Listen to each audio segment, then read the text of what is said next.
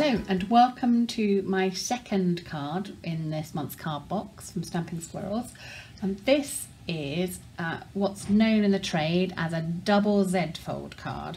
I know it sounds really technical, but actually it's pretty good and fairly easy to do. If I can do it, it should be fine. So this will be your card.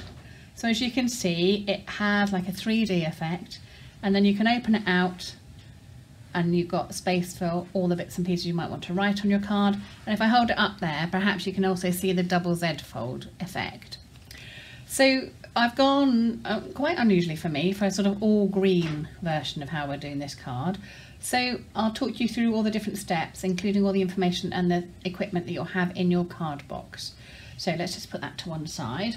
Now, you're going to start with, you will have a pretty peacock coloured card which has been already embossed with the subtle embossing folder. So there'll be a faint, make it look like a bit like linen on the top part. So you've got one side that's got a fold in, and what you'll need to do is take a bone folder and where it's been in the post, where you just reinforce the fold. So you've got the fold on the edge and the halfway point, and then it will already have been scored, so you can fold it back and again just reinforce that fold. So that's your first part of your Z. Then the other thing you'll have is you'll have a piece of designer series paper, and the papers for this card project are all from the Garden Lane packet. So as always with Stampin' Up's lovely products, you'll have a choice of 2 designs you can have on your card. There's this one on this piece of paper, or I'm going to go with this one, I think, the small flowers. So just take a glue and just glue around the edges. There you go. And then you can just make sure you've centered it. There should be just in from the edges. Just stick your designer series paper onto your base card Z. And then we're just going to put that to one side for the moment while we work on the other part. So then in your packets you will have another smaller piece, and this is soft sea foam, the colour. I love this colour actually. A little Z. Now, what we're going to do is we're going to do several things on this. In your packs, you'll have a piece of a white square, and you will also have 2 Stampin' prints of Apple Blossom from the Botanical Prints set. Now, when we look back into my original, you'll see that I've coloured it. In this instance, I used watercolour pencils, but the other thing, and probably if I can turn it that way, you might have effect. I've cut some of the flowers out again to give them a raised 3D effect. On this card though, I've decided I'm just going to do black and white. So I'm just going to stick my black and white apple blossom to the front of my piece of a square of white card. So that's just going to be onto that one, like that. That's all ready to go. Now, this is an important thing to remember. Make sure your Z is opening, so you've got clean edge, fold, fold, and the other edge, okay? So what you'll need to do is you'll need to attach your piece of apple blossom card to the front of the design of the soft sea foam card. So again, just a little bit of glue on the edges, and I'm just using snail glue. It's very robust, nice and clean and tidy, so I don't get it going everywhere. And here we go. Let's put my apple blossom onto the front of that card. Now, let me just reach back to the original. So I've coloured in my apple blossom there.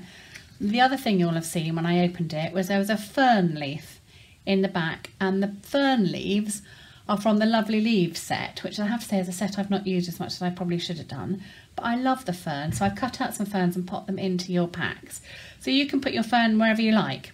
So I'm just going to put my fern onto my back card as well. And again for this, here's my fern. Because they're quite thin and quite delicate, I'm just going to use some fine tip glue, which I'm just going to put onto the edges of a few of the leaves, just so it stays and sticks down when I pop it onto the card. There we go, all the way down. And then I'm just going to put my fern leaf, pick it up very carefully. You may have something to help you pick it up if you want to. Just quietly under the corner at the back, just making sure it all stays in.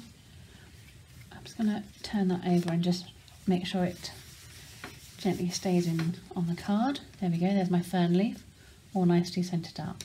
Now, this last bit is the assembly bit, which is, see how straightforward this card is. So if you want to, you can have coloured in your apple blossom. You could have used your second apple blossom if you wanted to enhance some flowers. And I coloured my second set of flowers in, just fussy cut them round and put dimensionals on the back of them just to give them a bit of a lift. So then what you've got to do is assemble. So always, before any glue gets anywhere near it, I just do some positioning and see if I can work out roughly where I want to put things. So I'm just lining up here my base card with my second Z. And then the other thing I'm going to do is, in your packs you'll find you've got half of a pearlised doily. Now I'm not a great one for fuss and flurries, but I do quite like sometimes an extra blank, and I thought this is entirely up to you whether you want to add this in or not. You can either leave it blank and just have the pretty peacock showing, or you could stick a bit of a doily onto the edge there and it could go onto that. Now if we're going to do that, what I would suggest is you stick the doily to the back of the soft sea foam. So before we assemble the next bit, I'm just going to put a line of snail glue down there.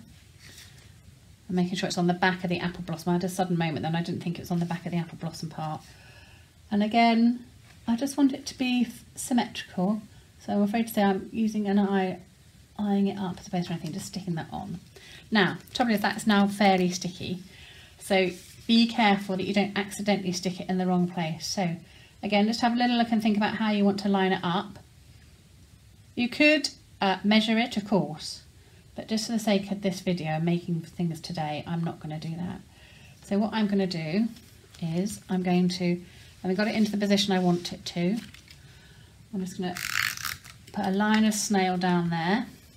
And actually, if you turn it to a different angle, I can see it's not quite straight. So there we go. That's straightened it up. And stick that down. So that's all in place. And I'm going to turn my card over, open it up. And this time, I'm just going to put a line of glue down this bottom edge here. Hold my card back up. And then that means also you know you've got the right bit stuck on. And there we go. Now, to finish, obviously you can have coloured yours in. I'm just going to put some diamantes on. In this instance, I've got 3 diamantes. And I'm going to pop them on the front. As I know Squirrel 2 has said before, we think things like diamantes should always be put on in an odd number on the front of things. So there's my 3 diamantes. So as you can see, those are the 2 of the cards. So there's lots of variations you can do on this. If you want to do a slightly different layout, you don't have to do the doily. You could do a different colouring in method. You could just have the fern on the front, or you could put the fern somewhere else. But anyway, I do hope you enjoy making your double Z fold card. Thank you very much. And also thank you very much to the trainee squirrel for helping with the video.